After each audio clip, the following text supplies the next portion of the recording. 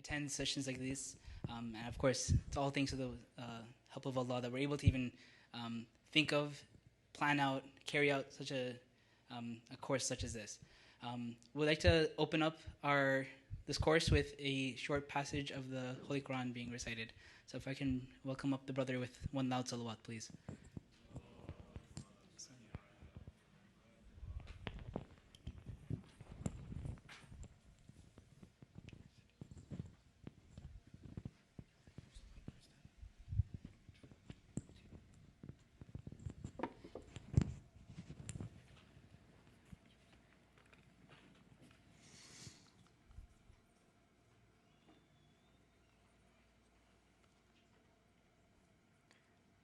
أعوذ بالله من الشيطان الرجيم.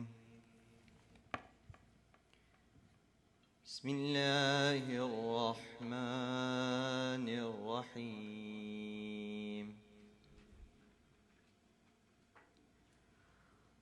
الله لا إله إلا هو الحي القيوم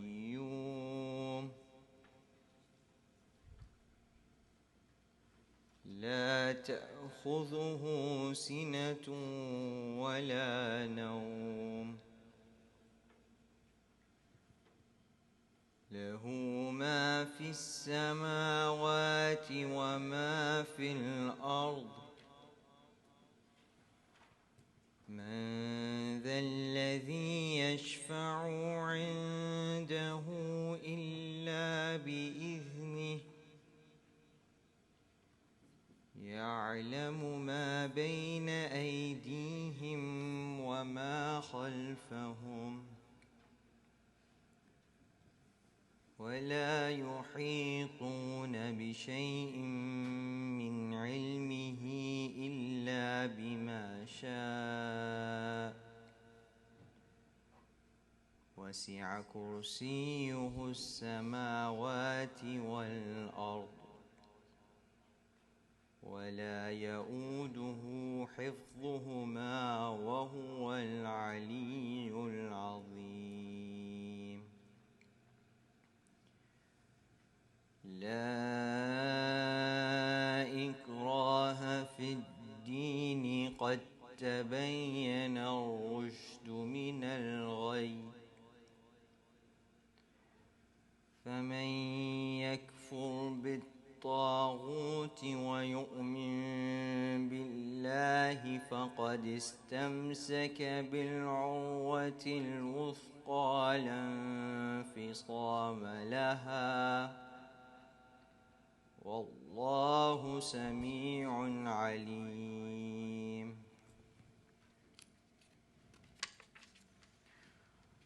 الله ولي الذين آمنوا يخرجهم من الظلمات إلى النور والذين كفروا أولياؤهم الطاغوت يخرجونهم من النور إلى الظلمات أولئك أصحاب النار هم فيها خالدون.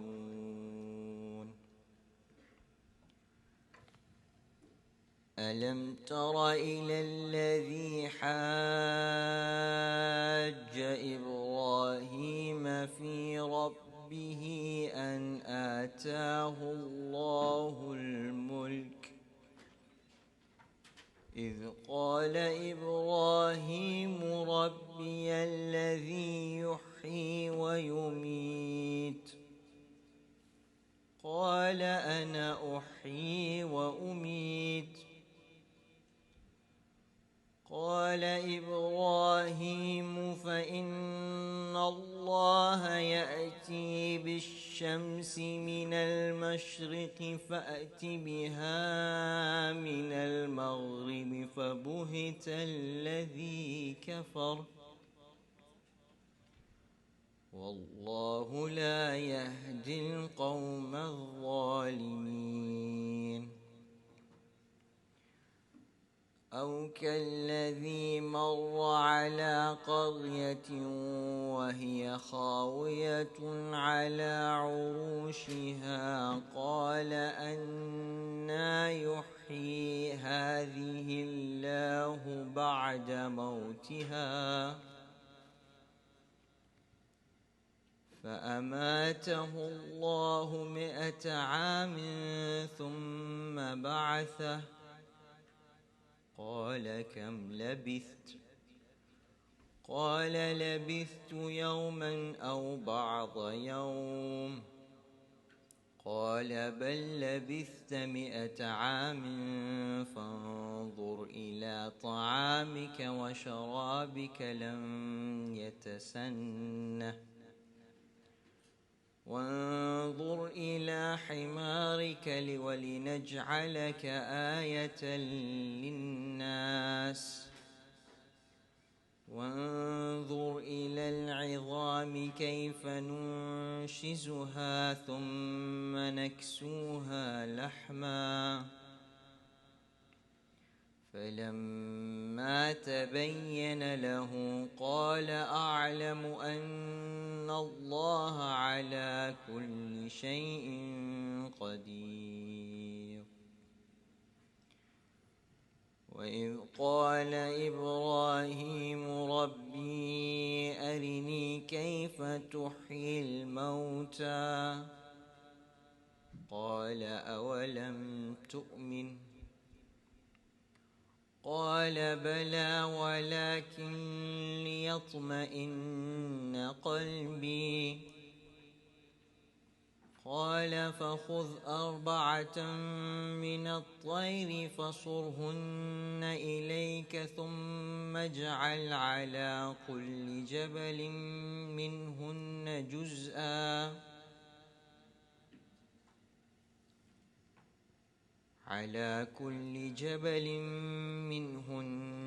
جزءا ثم ادعهن يأتينك سعيا واعلم أن الله عزيز حكيم. مثل الذين ينفقون أموالهم في سبيل الله كمثل حبة أنبتت 7 سنابل في كل سنبلة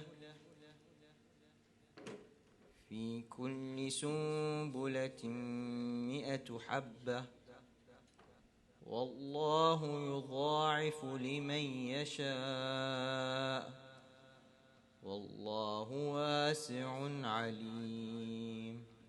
صدق الله العلي العظيم.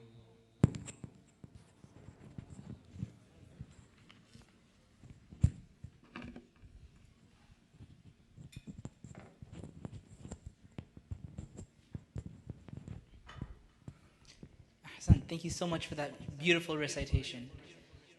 Inshallah, now we're going to be starting with the main event.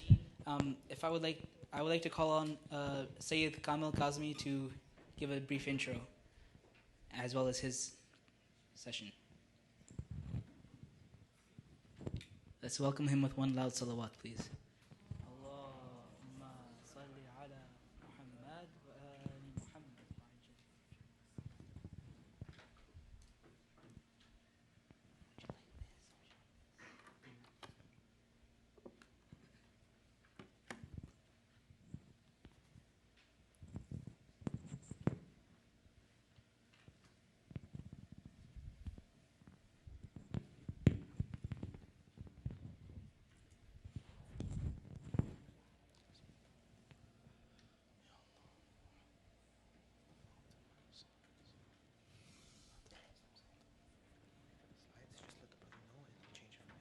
It's just a verse in the translation of the Surah Al-Baqarah, verse number 255.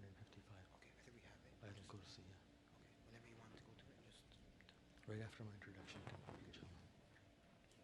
أعوذ بالله من الشيطان الرجيم بسم الله الرحمن الرحيم وبه نستعين الحمد لله رب العالمين وصلى الله على محمد وآله الطيبين الطاهرين.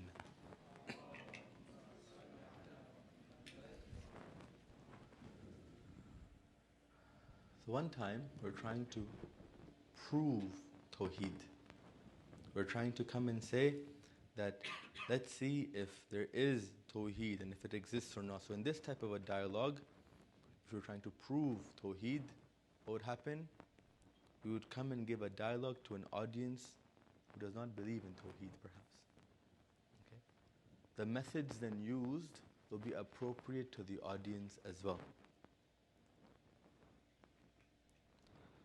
So now then the goal will become to prove to those people who are existing before us the existence of an all-independent existence. Okay? Who's the audience? In this type of a dialogue, the audience would be those that don't know that they exist, and they also know that existence is not part of their essence. For existence can be separated from them. Okay? In this type of a dialogue now, if you were to go in towards a dialogue where you're trying to prove Tawheed, the audience that you have before you is one who doesn't believe in Tawheed. Okay? And in this dialogue, when you're talking to them, you're trying to now convey them that Tawheed exists. So you're trying to tell people who exist themselves, right, and don't have existence as part of their essence, that an all-independent existence exists.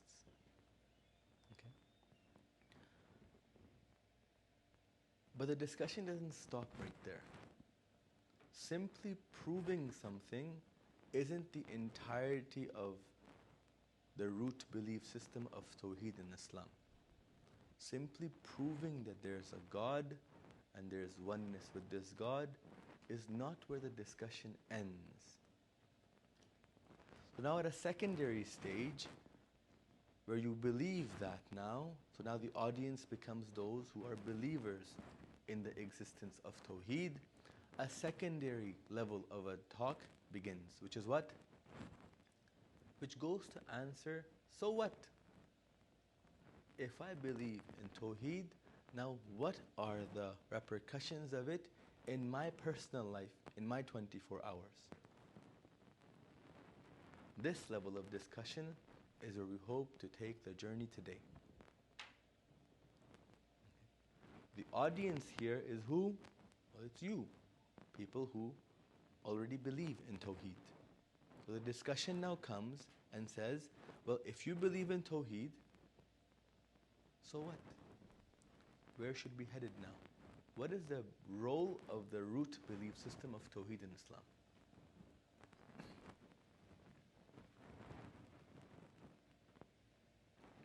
So we start our journey off by looking at the Islamic worldview regarding Tawheed. Is it just something to be proven and nothing else?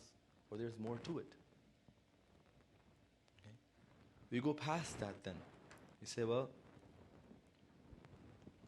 what are the outcomes of now believing in this Tawheed? First we understand what this root belief system is. Then we say, well, what can it be used for? What is it supposed to be used for? Then we go and we look at some of the specialities of this particular root belief system. What does it mean when it comes to worship? How does Tawheed link to that? What does it mean when it comes to servitude? How does Tawheed link to that?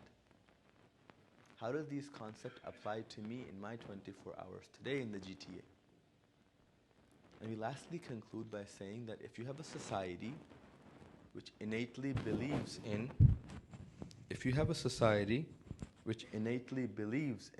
Tawheed, well, the society must be different now, existentially, than a society that does not believe in Tawheed. So what are these differences? That's where the seminar hopes to conclude with. That's for an introduction about the seminar and how our journey is going to begin and where it's going to go and hopefully where it will end. Salawat please before we enter into the first discussion.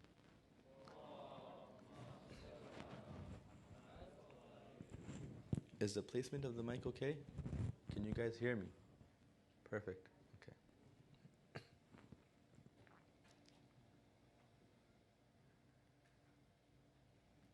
Can you guys see the verse behind me? Okay. Can you see the translation of the verse too? That's good. See, so we're starting the first session, so we'll start with another Bismillah. أعوذ بالله من الشيطان الرجيم بسم الله الرحمن الرحيم به نستعين.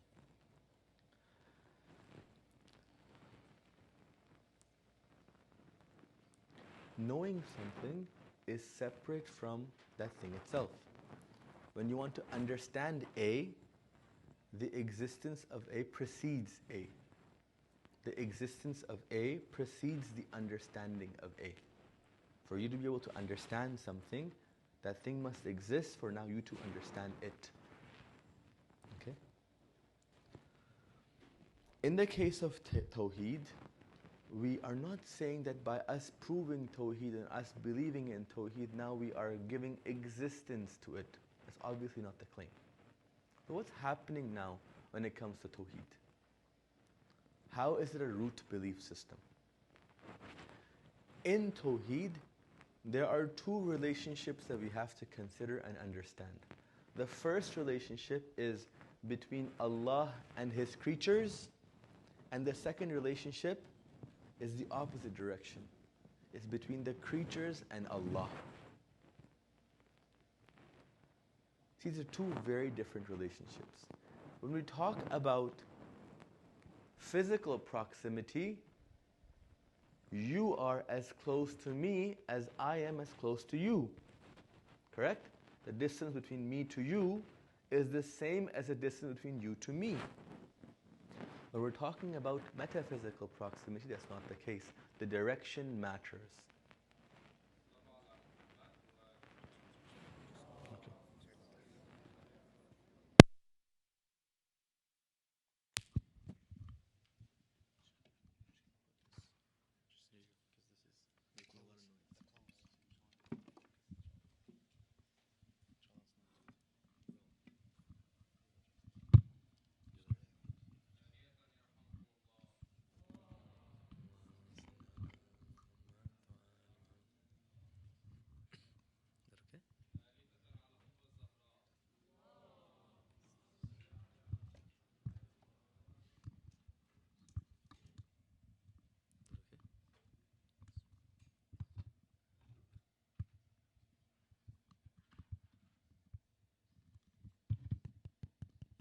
Is it okay?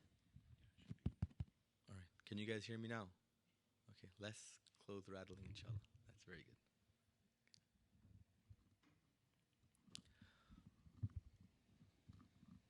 So physical proximity is very different than metaphysical proximity. In the physical proximity, the distance between me and the brother there is equivalent to the distance between him and me.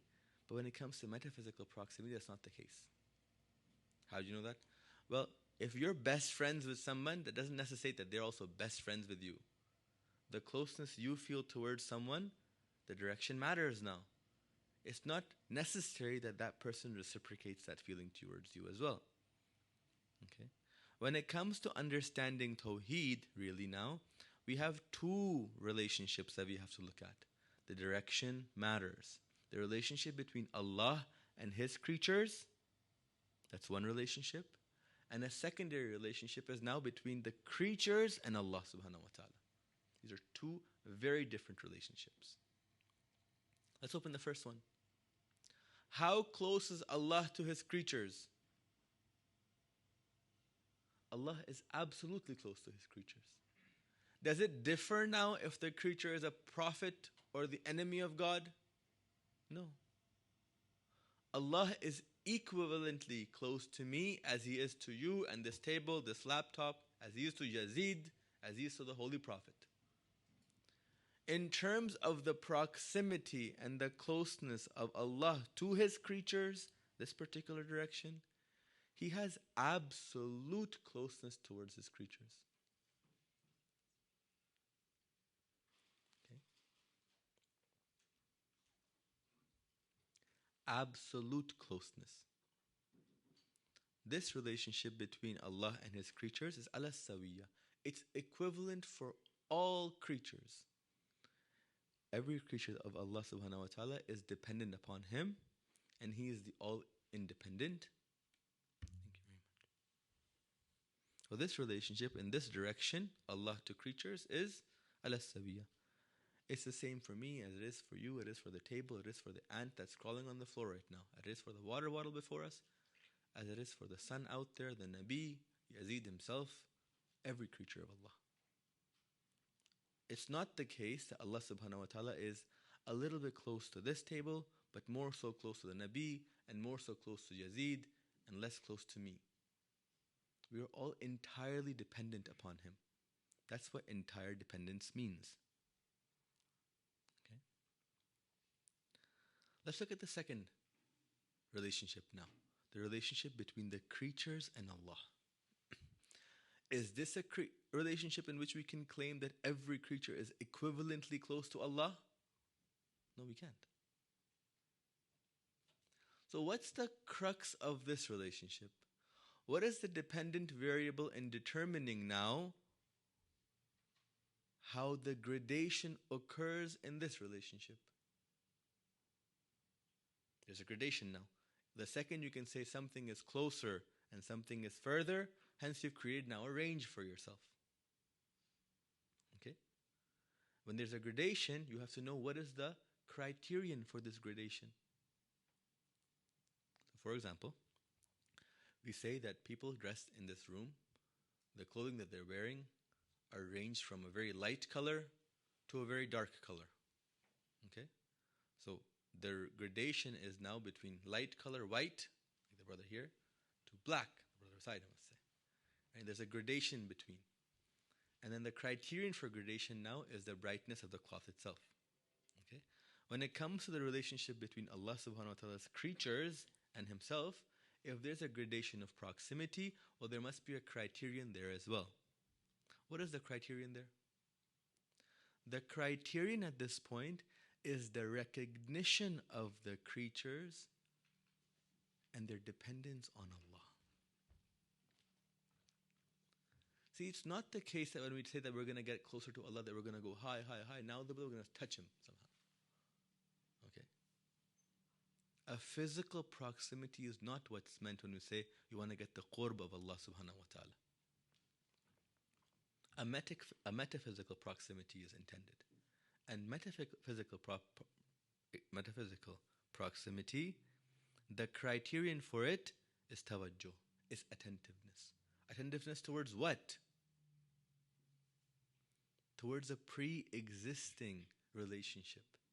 Which pre-existing relationship? The relationship between Allah and His creatures. What was that? It was that Allah was entirely independent and we were entirely dependent on Him. So now each creature which is able to fathom and understand the actuality of this statement, at the level that they can fathom and understand this actuality, they're that proximate to Allah Himself. So now who's at the apex of this proximity? Well, the one who recognizes his absolute dependence on Allah. Who's that? It's the Holy Prophet of Islam. The closest to Allah now is the most dependent on Allah. Meaning what? The one who recognizes his dependence to be the most.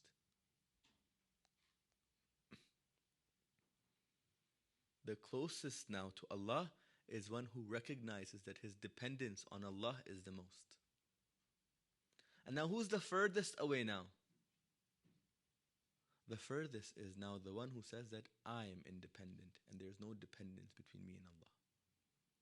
The denier of the relationship itself. So this gradation now, really,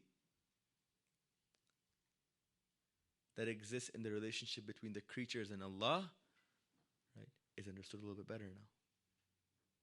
It's not al-Sawiya. It's not the case that the Holy Prophet is equivalently close to Allah as this bottle is, or I am, or you are.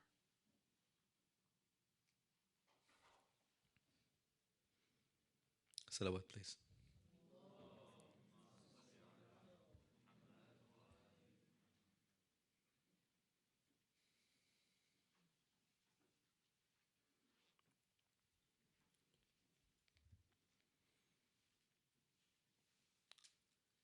To start to get an understanding now of how these two relationships work, we're using this particular verse that's on the screen right now before you.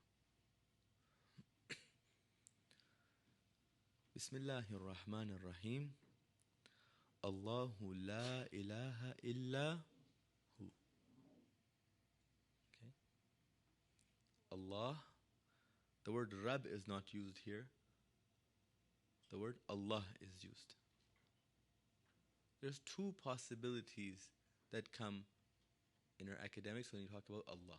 Huge fight over it, by the way. Is it coming from the meaning, the root words? Is it coming from the meaning that you are the one you entirely submit towards, or the one that you are awed by entirely? Okay. Somebody can come and say that perhaps there's a unity between the two meanings. That every existence entirely submits to that being because he is the independent and every existence is dependent. And the understanding of that relationship creates the awe in man now, when he understands that such an existent being exists. Okay?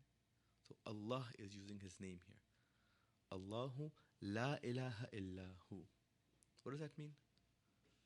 There is no ilah, there is no person to submit to except who? Except Him. Okay? There's two levels of understanding that. One time I say, there is no one that's a better reciter in this particular auditorium except this person here. Okay?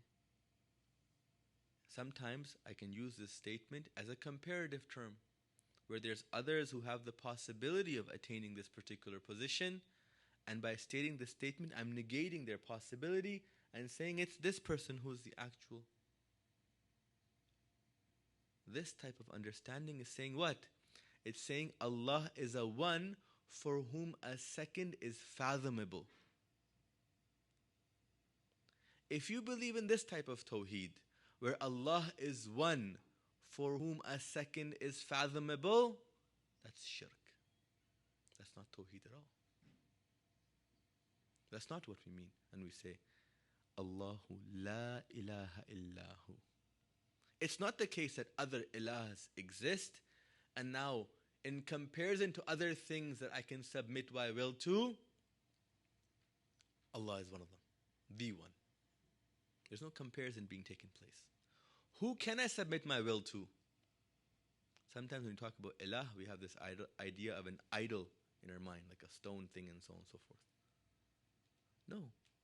What else can we submit our will to? Sometimes it's our own self, our own nafs, our own desires, my wants.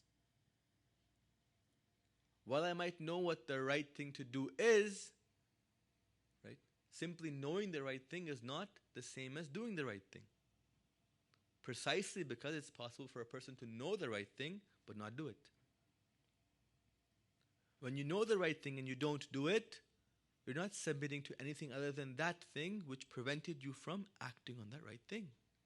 So that ilah of yours becomes that entity now which prevented you from acting on what you knew to be right.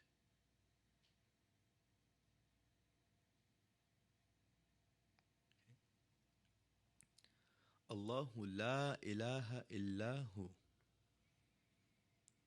So it's not that we're saying that there's other ilahs out there, myself and so on and so forth, and then He is the one that we've chosen. No.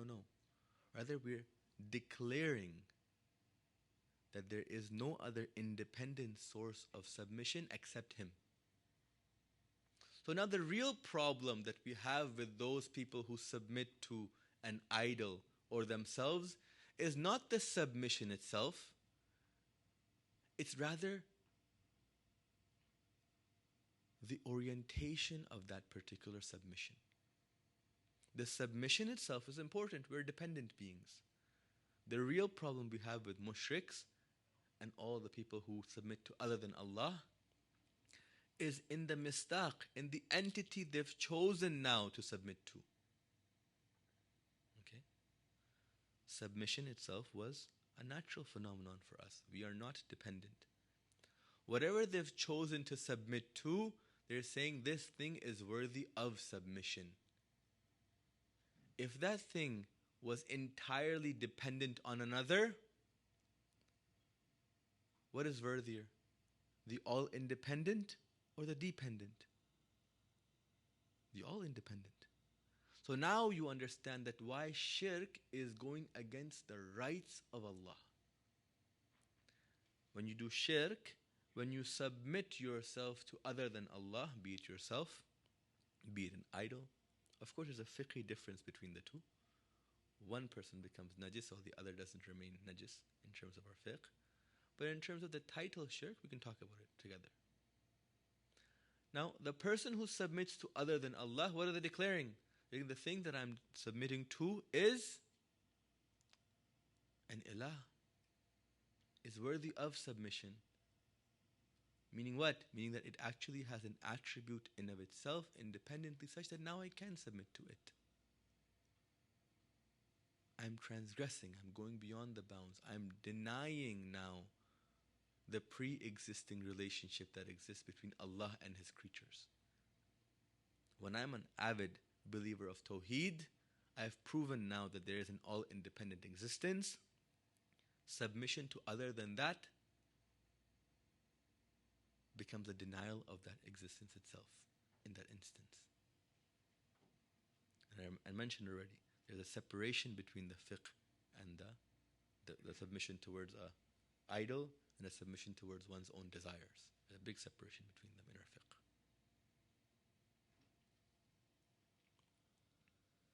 Salawat, please.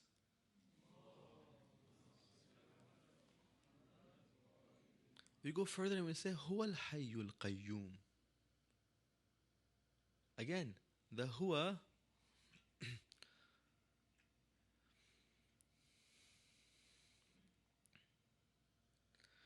we say that He is the Hayy and He is the Qayyum. Allahu la ilaha illahu al-Hayy and al-Qayyum. Okay. Compared to Him now, nothing in existence is al-Hayy. He is the originator of Haya. Hayat, life, He is the all-independent. You and I, it was possible for me and you to separate from us life. We all believe in this house, that after 300 years, every single person gathered here will be in their grave, probably. Correct? Okay. So that's not a fact, that's not something that needs to be proven. It's something that's innate to your person. You believe in that. Okay? So if you believe now that something exists called life that you have right now, but it could be separated from you, it could be taken from you, then what you believe is that you are not the true owner of it. Okay? Let me give an example to better understand this. Can you take evenness away from two? Can there be a two that does not have evenness with it? No. Evenness is an innate trait for two. So a two can never, because it's an innate trait, there can never now be a two that evenness is not there for. Okay?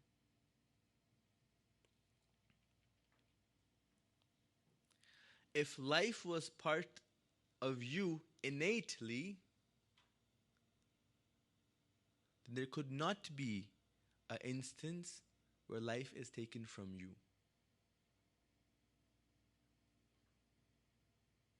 Okay? You believe that your person, the life that you have right now, comes to an end. It no longer is within your ikhtiyar. It's no longer with you. Okay? When it comes to Allah, what is the understanding of Tawheed? We're saying He's Al-Hayy. So He's not like me. Such that now for me, Hayat, life, was removable. It's not the case for Allah now.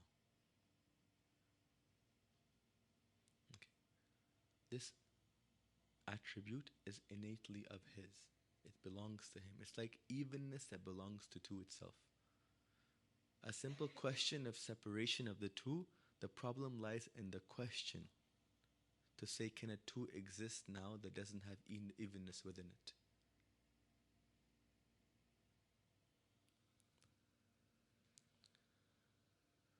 Sallu ala Muhammad wa ala Muhammad.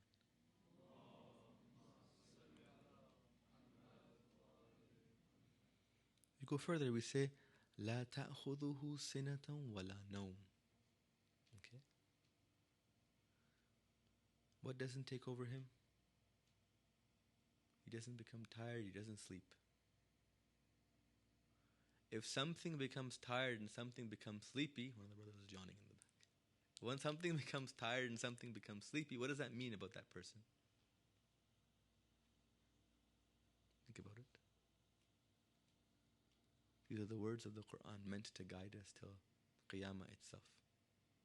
Well, there's definitely meaning in here. Okay? So, if somebody becomes sleepy, what does that mean? There's a resource within that's being used up, some sort of energy is being used up, now they're getting tired. Right?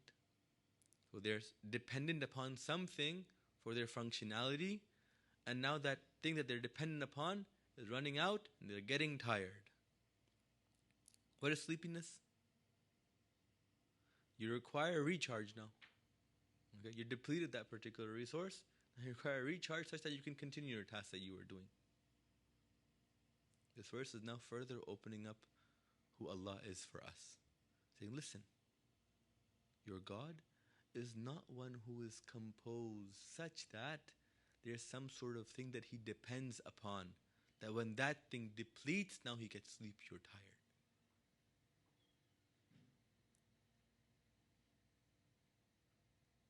Okay? Allah is not a dependent entity at all. This particular verse points to us actually saying that it's not the case that Allah subhanahu wa ta'ala is one who, when He creates, when He gives existence, that existence is now bound by some form of energy or mechanism within Him. This furthers our understanding of Allah. It's not a composed system with clockworks and gears and parts and so on and so forth running, such that there is now an energy that might deplete when creation occurs, when the sustenance of creation occurs. And it's not the case that that depletion can occur and now He has to recharge. Okay? Why is this understanding important? Because of what's coming right after this. What comes right after this? لَهُ مَا فِي السَّمَاوَاتِ وَمَا فِي الْأَرْضِ. Okay? This is furthering our understanding of what it means to be an all-independent existence. An all-independent existence is now not only giving existence and then walking away, rather it's also sustaining existence. So now Allah subhanahu wa ta'ala, it's not that He just created you and me, but rather He's in the process of creating you and me for every instance that you and I exist. These are two very different things. One time you believe in Tawheed as what? As that Allah subhanahu wa ta'ala created me. Happened in the past. Okay? This idea that Allah created me goes against Tawheed, really. If Allah created me means that He created me in the past, it goes against Tawheed. What aspect of Tawheed does it go against? Surah Tawheed. Who knows Surah Tawheed? In Surah Tawheed, what do we say? Lam yalid wa lam yulad. What does that mean? Why is that particular example used for us? When a baby is born, an umbilical cord is cut, and the baby is now separate from the mother. That verse is teaching us that that is not how Allah creates. It's not the case that He's given you existence and now you are separate from Him. This portion here is not time bound. It doesn't say that everything that is in the samawat and the ard belonged to Him. No. It says, lahu, it's a declaration. It's saying, lahu ma fi samawati wa ma fi al-ard.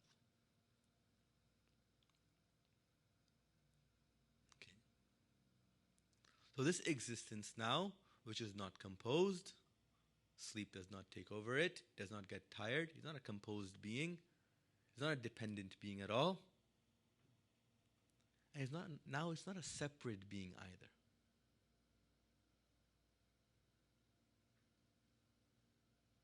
It's not the case that he's separate from the creatures, such that now he's on one side and the creatures are on another.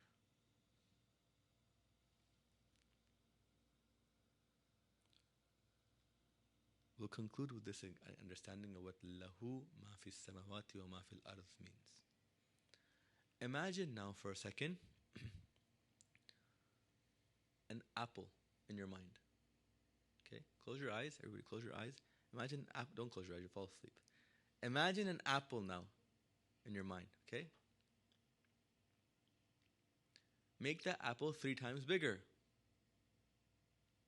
Okay. Change the color of the apple to red. Split it in half.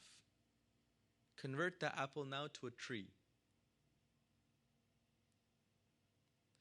You are the true owner of that apple, in the sense that simply wishing to do something to that, simply the attention towards a change in that apple gives existence to that change itself. You don't have to create anything.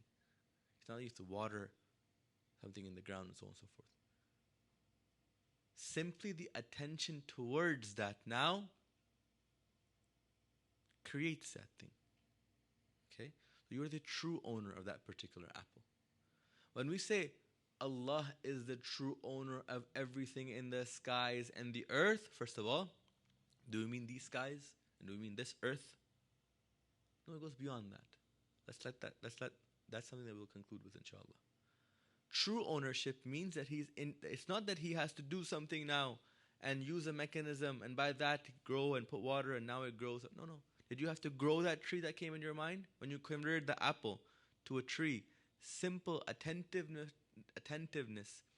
simple want, okay, simple irada, okay, simple want to convert that apple to a tree did exactly that. You said kun and what happened? Fayakun happened. You said be and it was. Okay? When we're talking about Allah being the true owner of everything in this universe, true ownership necessitates lack of separation, necessitates absolute authority and control, such that no median is required or used.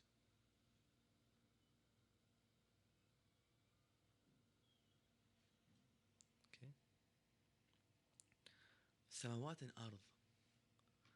In our understanding of existences, we have the highest levels of existences. These existences are not bound by either form or matter. And then we have the lower levels of existences. Thank you. I got a note saying I can speak for a little longer. Okay. So we have existences that have no form. I let you know so you guys know what it is. It's not like there's like a bomb here or something like that. It's just I can speak longer. We have existences that don't have a form, they don't have matter. Okay? Why is this a higher level? Well, because it's not bound. The lower the binding on something is, the more freer it is, the more intense it is, because less binding now upon it, well, the higher it is. Okay? Then we have existences that are bound by both form and matter. This water bottle here is bound by what? It's bound by its form, and it's also bound by matter. I can't go through it. Okay? The image of this water bottle in your mind, though, is bound by form, but it's not bound by matter. Okay? It's not like it's actually a matter. It's like you can imagine an entire mountain. It doesn't mean that you have a mountain in your head, right? It's not like a miniature mountain there, right? So the form in that level of existence, the form exists, but the matter is not. That level of existence is a little bit higher than the material level. And now comes an existence that neither has form nor matter. What's that? Ever felt pain? Okay. Does pain have a form? Pain itself doesn't have form. It can have an origin, it's true, but it doesn't have a form. Love. Does love have a form? No. It could have displays. It could manifest itself into forms. That's what manifestation means. But in of itself, it does not have a form. Is it bound by matter? No, it's not. So now we have the highest levels of existence. This is samawat. That are neither bound by form, nor are they bound by matter. And we have the lowest levels of existence, which is ard. This is now existences that are bound by both form and matter.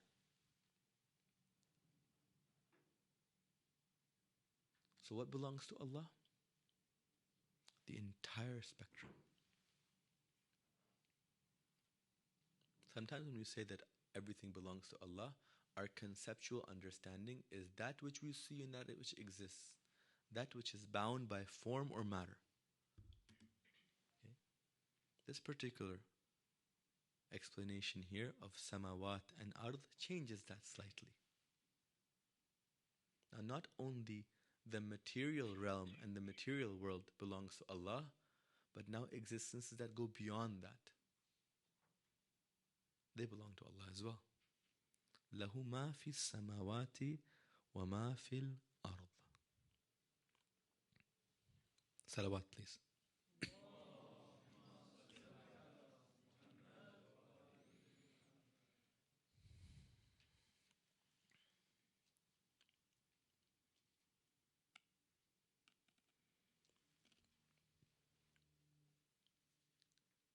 A concluding practical point to take away from this lesson, if you take nothing else, right, would be that knowing the right thing is not the same as doing the right thing. Simply recognizing that Allah exists and simply stating that, well, it's obvious that He is the owner of everything, that's part of our beliefs, we know that. It's very different from living that belief. Okay? An attempt that's being made here is to convey to you the conceptual understanding of yourself and your deen, such that now that conceptual understanding of this deen, in particular Tawheed, finds its way into your 24 hours. That which you understand conceptually, if it changes the way you look at your person, your actions, if it changes the way you make your decisions, that's now this belief system finding its way into your 24 hours. Now, knowing the right thing, the presence of the mind, is going towards doing the right thing, which creates for you the presence of the heart. Sallallahu ala Muhammad wa ali Muhammad.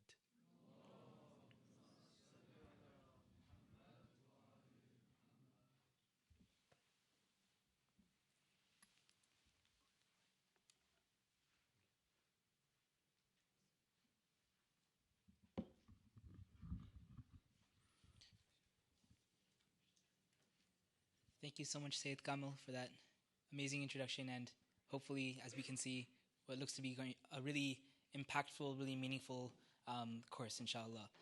We're going to be taking a small break for some snacks. I know there are some fruits on the table. Salah time is going to be in 12 or 13 minutes. So if you want to start, if we need to freshen up, get ready for Salah. Salah will be held downstairs. I believe we have guys on both the brothers and sisters side who can take us down. But in the meantime, let's enjoy a quick break. Sallu ala Muhammad wa ali Muhammad.